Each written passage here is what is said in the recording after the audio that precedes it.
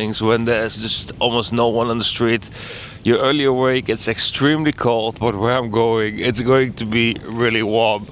So it's going to be nice. But guys, I wanted to share one thought as well. And that is that in life, you are never arriving. And that's actually a good thing. You will never arrive. And what makes it good, this thought, or what makes it actually so soothing, is that you never arrive. That it's all about the journey. It's all about, doing the thing. That's what it's all about. Like, the best times in life are the ones that you are like crazy about something and like taking action. Arriving is not the best part in life, because once you arrive, your purpose is gone. Right? So the best thing, I think, is being on the way. Being in transition, growing, having a destination. These are the important things.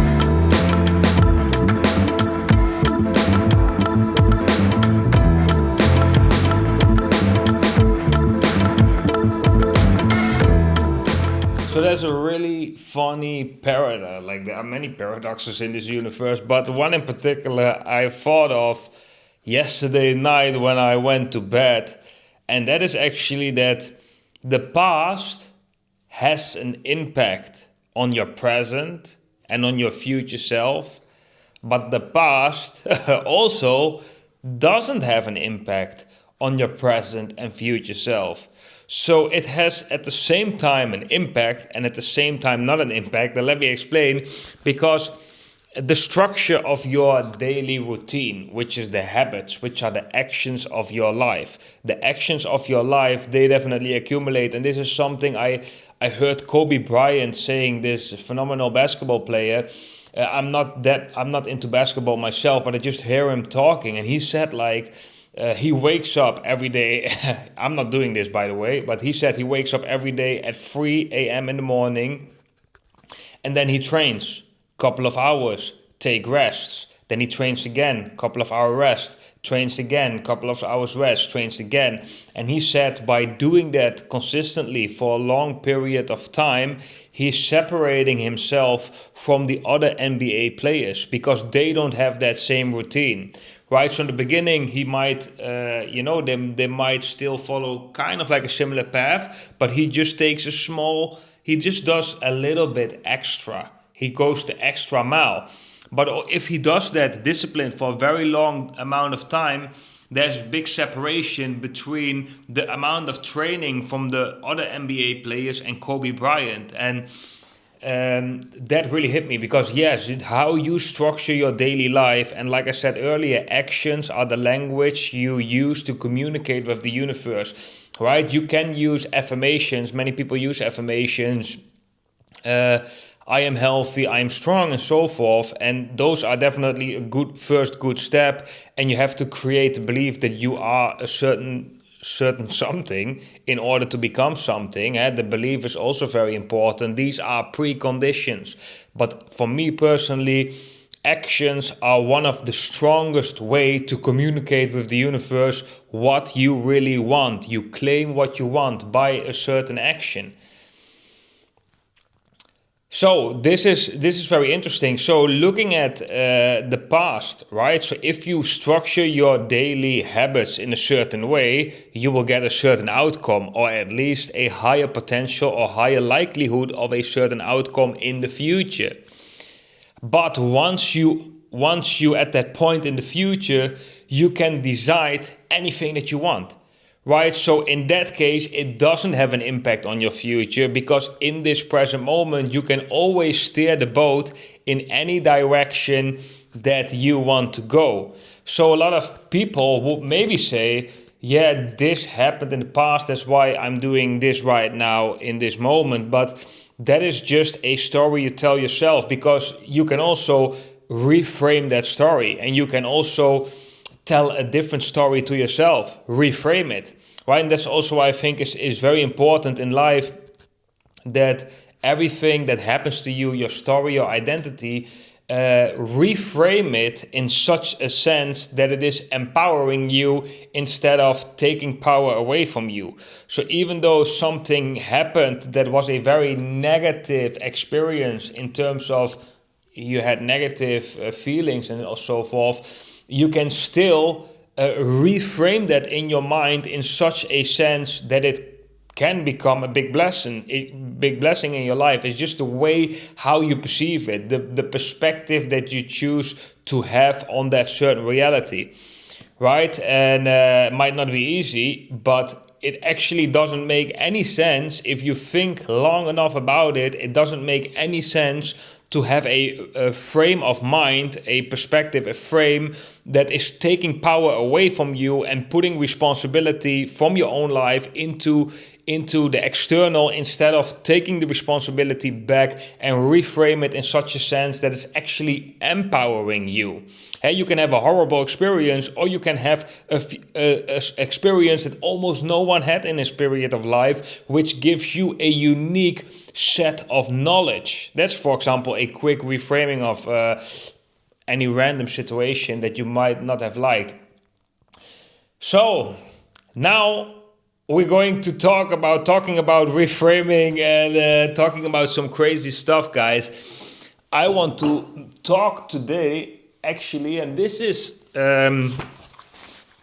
actually goes beyond the limits of what we have learned when we grow up and how we perceive the whole world. And I think this is also part of the times that we are living in right now, is we are going to perceive the world in a different way, because we have been perceiving the world in a very limited way.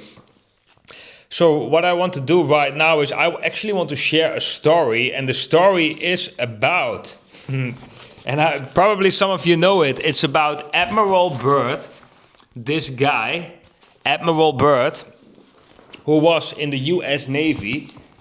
This book is basically his published diary. You can do your own research whether you believe him or not. But this person is a very remarkable person. Very remarkable person. Why is he a remarkable person? And he also had to... it's just so interesting, because I have a lot of things that I can actually talk about him, because he's just such an interesting person. But what did he do? Let's start. Okay, let me start small, and then we go to the bigger part of his story, because it actually is really interesting. So he is one of the most serious dudes. Maybe he's even the first one, I'm not 100% sure of it, to set up base in Antarctica. He went on an expedition to Antarctica, and there was even a documentary made about it. This is the cover of the documentary.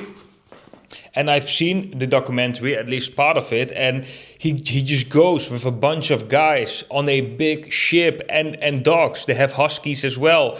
And they go for 4 months on this boat, and they go to Antarctica, and they go through the ice, and they even have like a plane that they can build once they arrive in Antarctica on that boat. That boat is from wood. That is really old boat. The first time he went was in the 1930s. Right? And then he went to Expedition Antarctica, not knowing if they would arrive, not knowing if they will survive, not seeing land for 4 months. Yeah, very, very interesting. So he set up base in Antarctica. Then eventually he went back to the United States. And even part of the crew actually stayed in Antarctica, so they had to completely trust again. This is pretty crazy, actually. So the boat left again, right? And then a part of the crew stayed in Antarctica, and they had to wait for the boat to go back to the United States and then come back to Antarctica. Also completely trusting the process, because if that boat will not make it to the United States or whatever happens, they will never be picked up again. Or never picked up, you don't know that, of course, but they are reliant on that, of course. And I can tell you already right now, the seas in Antarctica, they are not the most chilled seas. This was a very big mission back in the days. And what I find very, very beautiful also from this Admiral Byrd is that he says in this documentary, and very humbly he says, like, he's thanking the American taxpayers because they financed it. They financed the Navy, and therefore he could go on this expedition to Antarctica. So, but it was not the only time that he went to Antarctica. So he's actually one of the crazy. He's actually one of the persons in our world, in our history, that has seen certain parts of the world that most of humanity, like almost all of humanity, has not seen. And remember, this guy is a very humble guy, but also very skilled. Otherwise, he wouldn't put on this mission. And when I'm also thinking about it, the amount of habits and the amount of mindset, or the type of mindset that this Admiral Byrd had, I find it very fascinating. He's exploring with such a conviction, putting his life on the line, with going to the South Pole, and staying so humble. A very good character, and I'm not the only one who see that, because some others seen it too. So now he goes a second time to Antarctica. Now things are getting like way more crazy, guys. He goes a second time to Antarctica. He's writing about it in his diaries right here. They are published later after his death. So he goes again, and I'm going to talk about it from what I read, but I want to quote. Strap up, guys, prepare yourself. So the story is as follows. Admiral Byrd goes again to Antarctica. This is 1947. And there's a lot of mysteries around Antarctica. And this is probably the last person with a free spirit, free mind that went to Antarctica on expedition and was actually kind of free enough, or felt, or had the character, maybe that's the right word, had the character to tell the world what he has seen. So, story short, if you want more of the story, check out Admiral Byrd. He went to Antarctica again, right? He had a plane on the boat, goes with a team, goes to Antarctica, and he starts flying with the plane, right? And he wants to fly. That was one of his things. He wants to fly over the South Pole. So he's flying, and suddenly he flies over the ice of Antarctica. Suddenly the ice disappears. And he sees in the distance, like mountains. And he's like, how's that possible? Right? How is it possible that I see mountains? And then he goes beyond that, and he sees water. He sees water, and he sees grass. So beyond the ice wall of Antarctica, or actually beyond Antarctica where he's flying, he's telling in this book that he's seeing all this land. He even said he saw like mammoth-like creatures. So like these big elephants with these big horns, And he was such like, whoa, he was like, what is happening here? And he just continued to fly. Right? Expedition. I love this. I love the spirit of this guy. And then suddenly, he's like, yo, I see a city. He sees a city after flying for many, many miles. And then once he goes closer to that city, there are two flying saucers coming next to him in the aircraft, one on the left, one on the right, and his aircraft stopped working. He cannot function his aircraft anymore. But these flying saucers just fly next to him, and then his aircraft just goes slowly down. He says, he calls it like an elevator. I came down with these flying saucers next to him, and he landed. Crazy, right? And then the people from the flying saucers, they stepped out and they went to his cockpit, and they told him, don't be afraid of us. Just come out of the airplane. We want to talk with you. So they bring him into an elevator. They go down, and he thinks, and he said there's a sun, and he said the water is warm there, certain degrees, and there's a lot of life over there. And he thinks, that's what he says in his experience, that it is the inner earth, that within earth there is another realm, so to say. So he thinks that he's in earth. Like, I don't know, of course, whether that's true or not. I think but there's definitely a lot to the story, guys. So he goes down in this elevator with these beings, and then he's being brought to what's called the master. And now he says, after I'm seated, he's placing his fingertips together and smiles. He speaks softly again and conveys the following. We have let you enter here because you are of noble character and well known on the surface world, Admiral. The surface world is then the earth as we know it. Surface world, I half gasp under my breath. Yes, the master replies with a smile. You are in the domain of the Ariani, the inner world of the earth. We shall not long delay your mission, and you will be safely escorted back to the surface and for a distance beyond. But now, Admiral, I shall tell you why you have been summoned here. Our interest rightly begins just after your race exploded the first atomic bombs over Hiroshima and Nagasaki, Japan. And I believe that during this time, when this actually happened, these explosions, when this happened, a lot of flying saucers has been spotted in that area. You can let me know in the comments whether that's true or not, but this is something that I thought I've read.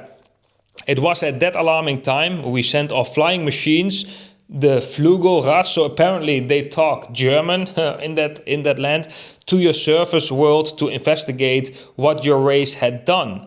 That is, of course, past history now, my dear Admiral, but I must continue on. You see, we have never interfered before in your race's wars and barbarity. But now we must, for you have learned to tamper with a certain power that is not for man, namely that of atomic energy. Our emissaries have already delivered messages to the powers of your world, and yet they do not heed. Now you have been chosen to be witness here that our world does exist. You see, our culture and science is many thousands of years beyond your race, Admiral. I interrupted. But what does this have to do with me, sir? Admiral Byrd says. The master's eyes seem to penetrate deeply into his mind, and after studying me, Admiral Byrd, for a few moments, he replied, your race has now reached the point of no return. Well, I guess we all feel this in a way. For there are those among you who would destroy your very world rather than relinquish their power as they know it. And guys, how true is this in today's society? Like, many people in power probably would rather see the whole world destroy than giving away their power for, a more decentralized or more, fair world. I nodded, and the master continued. In 1945 and afterward, we tried to contact your race, but our efforts were met with hostility. Our Flugorats were fired upon. So apparently, when they came, tried to warn us, they were being shot at by the military of the earth. Yes, even pursued with malice and animosity by your fighter planes. So now I say to you, my son, There's a great storm gathering in your world, a black fury that will not spend itself for many years. There will be no answer in your arms. There will be no safety in your science. That feels for me very true. It may rage on until every flower of your culture is trampled, and all human things are leveled in vast chaos. Your recent war was only a prelude of what is yet to come for your race. We here see it more clearly with each hour. Do you say I am mistaken? No, says Admiral Byrd. It happened once before. The Dark Ages came and they lasted for more than 500 years. Yes, my son, replied the master. The Dark Ages that will come now for your race will cover the earth like a pall. But I believe that some of your race will live through the storm. Beyond that, I cannot say. We see at a great distance a new world stirring from the ruins of your race, seeking its lost and legendary treasures, and they will be here, my son, safe in our keeping. When that time arrives, we shall come forward again to help revive your culture and your race. Guys, if this feels so true, I really believe, like, how we grow up and all the stories that we have been told, it's not, none of it is actually even close to the truth. There are so many things we don't understand how this reality works. We just have been taught to look at reality a certain way, but that those teachings are far and far, far away from the truth. That's why we have such an imbalance on in today's world. Perhaps by then you will have learned the futility of war and its strife, and after that time, certain of your culture and science will be returned for your race to begin anew. You, my son, are to return to the surface world with this message. With these closing words, our meeting seemed at an end. I stood for a moment as in a dream, but yet I knew this was reality.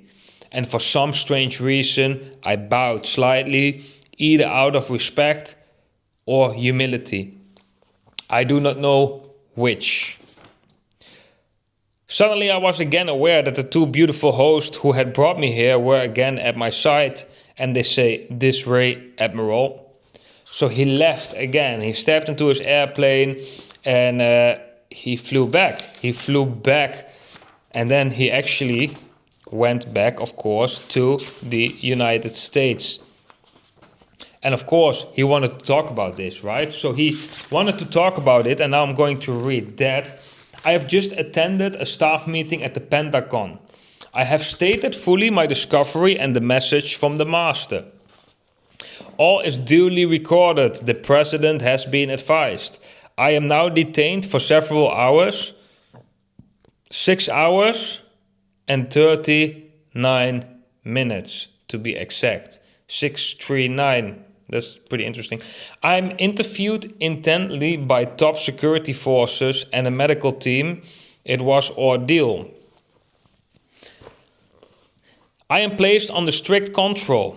I am ordered to remain silent in regard to all that I have learned on the behalf of humanity.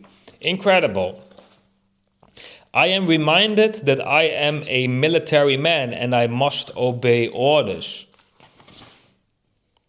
And then he goes to explain, guys, that he actually, that he wrote this in his diary, and that he actually,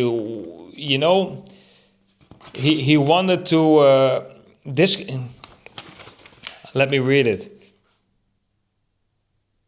I must state that I have faithfully kept this matter secret as directed all these years. It has been completely against my values of moral right. Now I seem to sense the long night coming. I think he mentions death. And the secret will not die with me. But as all truth shall, it will triumph, and so it shall. This can be the only hope for mankind. I have seen the truth, and it has quickened my spirit, and it has set me free. I have done my duty towards toward the monstrous military-industrial complex. Now the long night begins to approach, but there shall be no end. Just as the long night of the Arctic ends, which he meant is there was no end, of course, because he can mean actually the long night in the sense of that it stays a long time dark there. The brilliant sunshine of truth shall come again. But he can also mean, of course, flying over Antarctica, because he flies over Antarctica, but the night does end because he starts to see like the land again. And those who are of darkness shall fall in its light. For I have seen that land beyond the pole, that center of the great unknown. Wow, really, right? And he actually went on public television as well. And when the presentator asked him, like, hey, from all the things that you've seen, what do you think is one of the most interesting things? And then he says the following, and I can edit it in his video as well. Good evening, this is Frank Knight. May I introduce our co-editors for this edition of the Longines Chronoscope? Larry Lasser, CBS News correspondent, and Kenneth Crawford, National Affairs Editor of Newsweek magazine. Our very distinguished guest for this evening is Admiral Richard E. Byrd. The North Pole used to be a no man's land, but these are the days when, by buying a ticket on a commercial airliner, you can fly across the North Pole and drink a cocktail at the same time. Yet only 60 or more years ago, about 35 years ago, our guest tonight found out whether there was any land north of the North American continent. He made that first discovery flight, and I must say that Admiral Byrd, our guest tonight, is not only our greatest living explorer, but he's been an inspiration to countless Americans. Admiral Byrd, you've been to both the North Pole and the South Pole. Is there any unexplored land left on this earth that might appeal to adventurous young Americans? Yes, there is. And not up around the North Pole, because it's getting crowded up there now, because they find out it's really usable, not only to live in, but militarily. But strangely enough, there's left in the world today an area as big as the United States that's never been seen by a human being. And that's beyond the pole on the other side of the South Pole from Middle America. And I think it's quite astonishing that there should be an area as big as that unexplored. That's a tremendous So challenge. there's a lot of adventure left down at the bottom of the world. Well, Admiral, do you hope to see that? I do. He said that will be the most interesting thing for humanity, to know that there is land that we don't know of. And also interesting to say, guys, is that in 1957, Admiral Byrd died of a heart failure. 1958, NASA was founded. 1959, the Antarctic Treaty was signed by all these countries to basically prohibit anyone to go to Antarctica for research. It could only be done by those countries that are based there. So there's a lot of secrecy involved there. And the interesting thing, guys, is that Admiral Byrd was later, of course, they would tell that he had some mental problems or something. But if you see these videos and you see the character of this Admiral Byrd, he was, like they say in this book as well, he was definitely a man of noble character. At least that's the impression that he gives from me. He gives me an impression that he doesn't have any mental diseases. The opposite. He's actually very healthy. He's actually very healthy, very humble, which made it possible for him to be in this position, to explore this part of the world, which almost no one has the opportunity to do so. It's also a big privilege for him to be able to do that, I believe. And he saw that, I think, as well as a big privilege. At least that's what he's radiating outwards. But yeah, this is just wow. This is just so interesting, guys. So one of the persons before we actually had this lock on this knowledge. There has been a person flying over Antarctica and talking about that he's seen land, he's seen rivers, he's seen animals over there, he saw cities, like a city, talked with the people from that city. Like that is a really reframing the reality, right? I mean, if that is, let's just imagine for a second, and this is what I'm trying to say. Let's just imagine for a second that this guy is sane. He has the best intentions. He flew there. He saw what he saw. It's all true. I personally believe it. Let's just assume for now it's all true. Imagine the perspective of the regular person on this planet changing when they find out that this is actually true. That almost means that our whole existence is kind of a lie.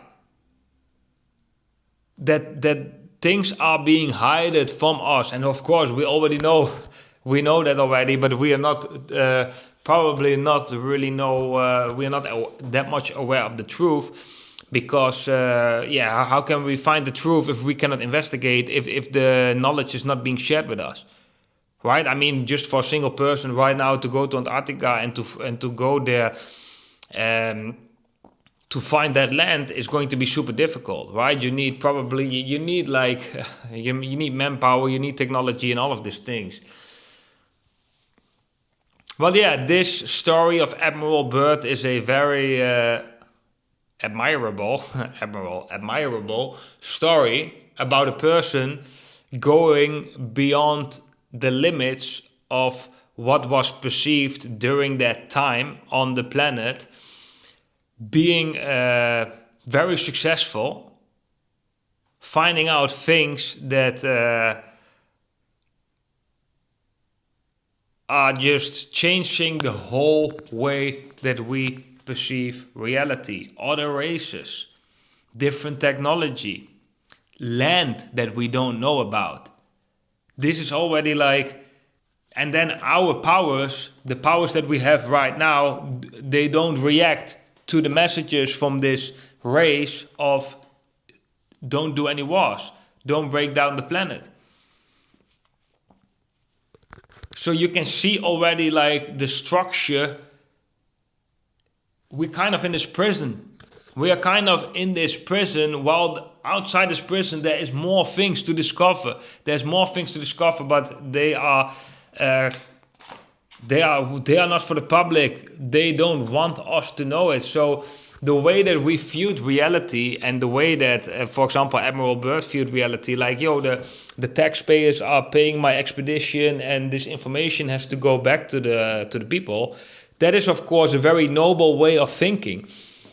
Who thinks in this day and age right now, who thinks like that? The whole power dynamic has shifted so bad that you have to be happy to not, you have to be happy that you don't get banned if you talk your opinion. That you keep your job if you talk your opinion. It changed so much. But I think this is we should dive into this story and we should learn from this, because it just tells us what has happened in the past, what's probably out there, but also how much we have changed since then.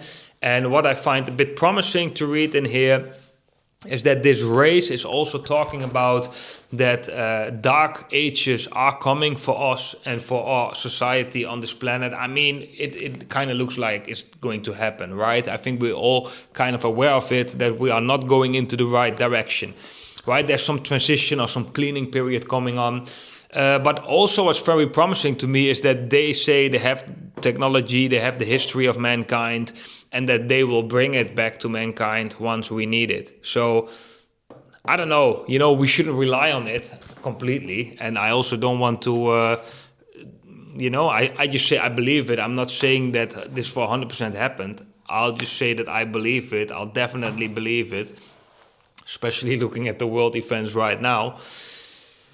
But it's a bit soothing to know that there are other racers out there that probably have good intentions and they have things that can actually help us. Okay guys, that was it for this video. Wish you all a great day, and kind of looks like we are at Antarctica, right, with the snow. That's why I have the snow in the background, but yeah, that was basically what I wanted to talk about in today's video. Let me know what you think about this topic, and yeah, I hope to see every single one of you in the next video. Bye bye.